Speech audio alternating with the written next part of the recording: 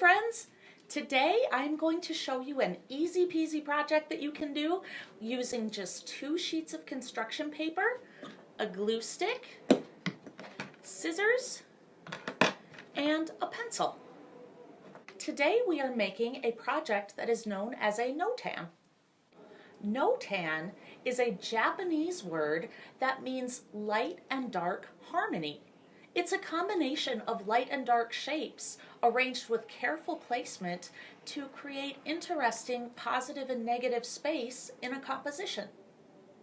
That means that we arrange our shapes on paper in a way that looks balanced. Notans are traditionally made using shapes cut from black paper and then reflected and pasted onto white paper, or vice versa. The composition can be quite simple, just one shape, cut and reflected, or they can get very complicated, using many shapes in a complex scene. Today, we will be making a very simple Notan using the shape of our hand. This lesson is geared towards kindergarten and first grade students, but I will show you how to construct more complicated Notans in a future video. Now traditionally, Notans are made using black and white paper, but today we have the option of using colored construction paper if we want to. I like to use complementary colors for this project. Complementary colors are easy to identify because they are opposites on the color wheel. Complementary colors show a strong contrast when placed side by side, and when you mix them together, like with paint or oil pastel, they'll usually make the color brown. Let's take a look at a simple color wheel together, and then we'll decide which colors to use for our Notan. Now, if you haven't seen one before, this is a color wheel. It's a common tool that artists use to help us mix colors, and it also helps us to know what colors will look like when they're placed side by side. There are 6 main colors on our color wheel, but some color wheels might have thousands of variations of these same colors. Our color wheel shows the 3 primary colors, yellow, red, and blue, and the 3 secondary colors, green, orange, and purple. We can identify complementary colors really easily if we look at our color wheel. Remember, complementary colors are opposites on the color wheel. They're as far apart as they can be. So to find the complementary color to red, we would draw a line straight across the color wheel with our finger and see that we get to green. So green is the complementary color to red. Red and green are opposites on the color wheel, so they are complementary colors. What about yellow? Can we find the complementary color to yellow? Draw a line straight down with our finger, and we get to purple. So yellow and purple are complementary colors. There's one more pair. Can we find the complementary color to blue?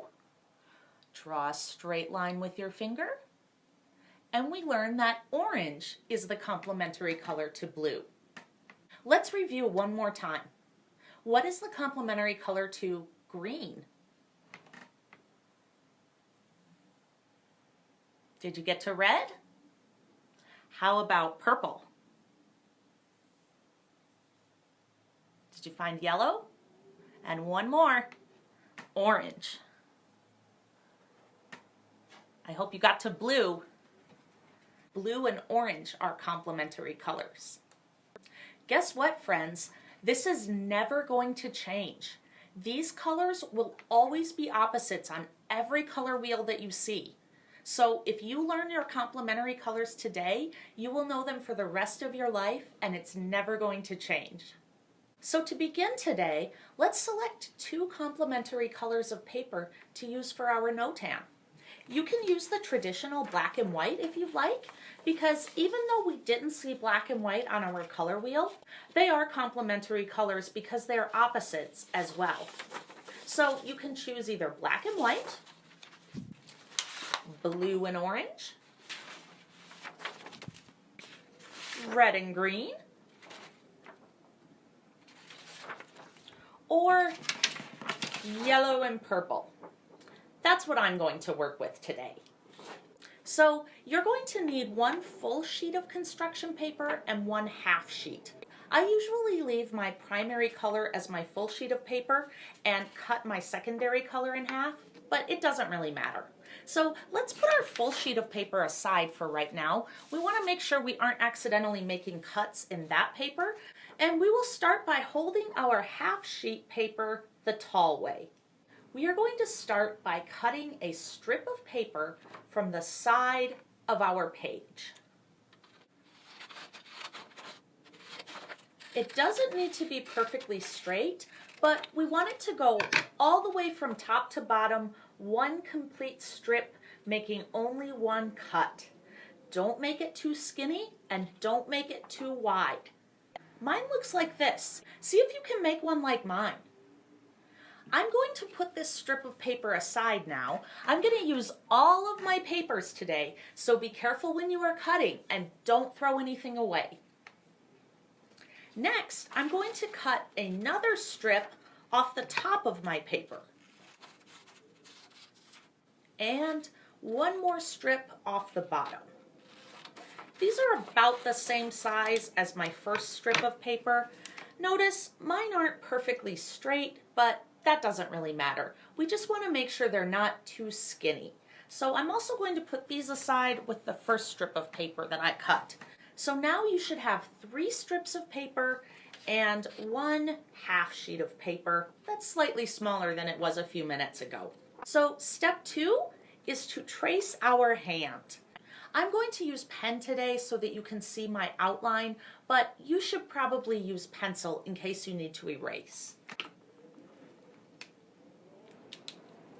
So to start, I'm going to lay my hand shape out on my paper. Side note, I dyed my hair over the weekend, so that's why my fingernails are a little bit black.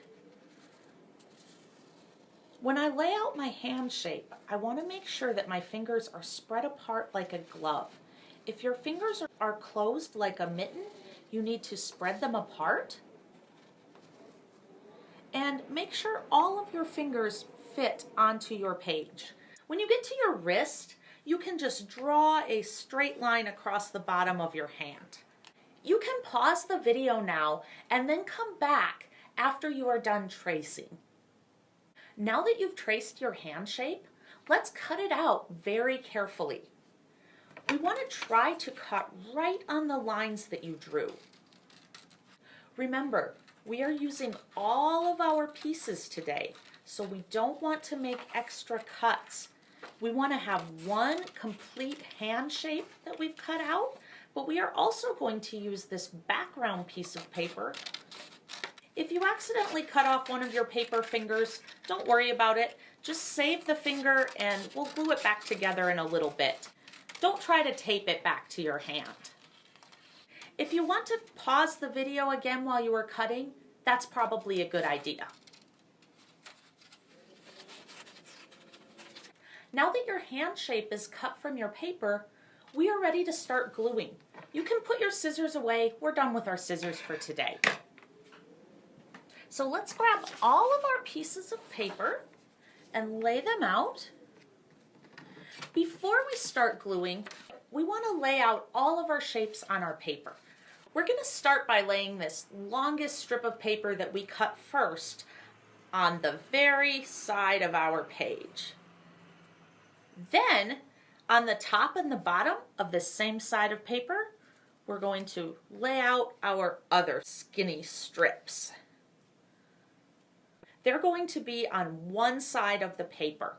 Then on the other side of the paper, we want to lay out our half sheet that we started with. To move it in towards the center so that there's a nice complementary border on this side of the paper, just like there is over here. I also want to lay my paper down so that my thumb is facing the center. Last, we'll lay out our shape that we cut out. Again, making sure that our thumb is placed toward the center so that our hands are together like this. Once we have our shapes where we want them, we can use our glue stick to glue them down. I prefer a glue stick over liquid school glue, but you can use that if it's all that you have. So I'll just push my pieces of paper off to the side. I'm going to start by gluing my strips to the side of my paper. So for my strips, I like to just put one big stripe of glue along the edge and then stick my stripe down right away. Glue sticks dry kind of quickly, so we have to work fast today. Then I'll glue my top stripe.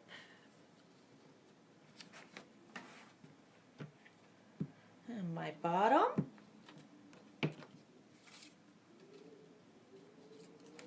Now I have my border on the left side of my page. If your border is over on the right side of your page though, that's fine. Then when I glue down this floppy piece of paper that has all kinds of cuts, I'm probably going to need to put my glue on the back of that page.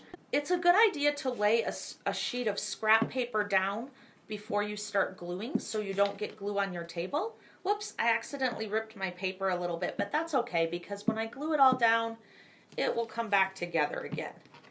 As I said before, glue sticks dry really fast, so by the time you lay your shape back on your paper, some of your glue might have dried already.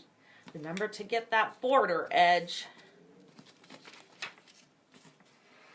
If some of your fingers didn't get enough glue, like this one, I'm going to probably need to put more glue down under that finger. So I'll go ahead and do that right now. We want to make sure all of our pieces are glued down really well.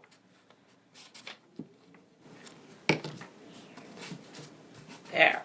Lastly, you can glue down the hand shape that we cut out. You may end up seeing pencil line around one or the other of your hand shapes. If that bothers you, you can try to erase the pencil line. Since I used marker, I'll still be able to see the line that I traced. But that's okay. So I'm going to go ahead and put my glue down on my hand shape.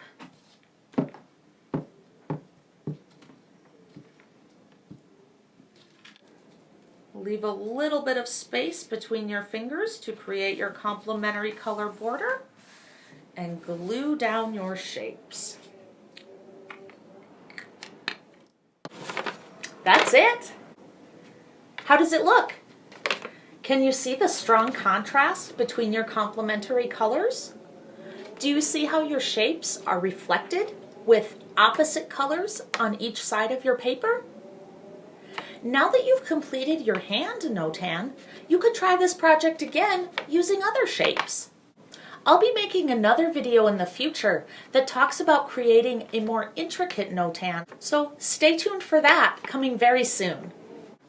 I hope you had fun making your Notan project today. If you liked this video, please subscribe to my YouTube channel, Sketching Spot, so that you can catch all of my art tutorials as they're released. And please be sure to share this video with your friends. This lesson was made possible in part by a grant from the North Dakota Council on the Arts. So a special thanks to the Council for sponsoring artists in residence like myself. If you would like to learn more about the Teaching Artist program, you can go to their website. I'll include a link to that in the video description below. You can also go to my website, sketchingspot.com, to contact me about scheduling an artist residency and for more fun art activities. Thank you so much for watching. Cheers!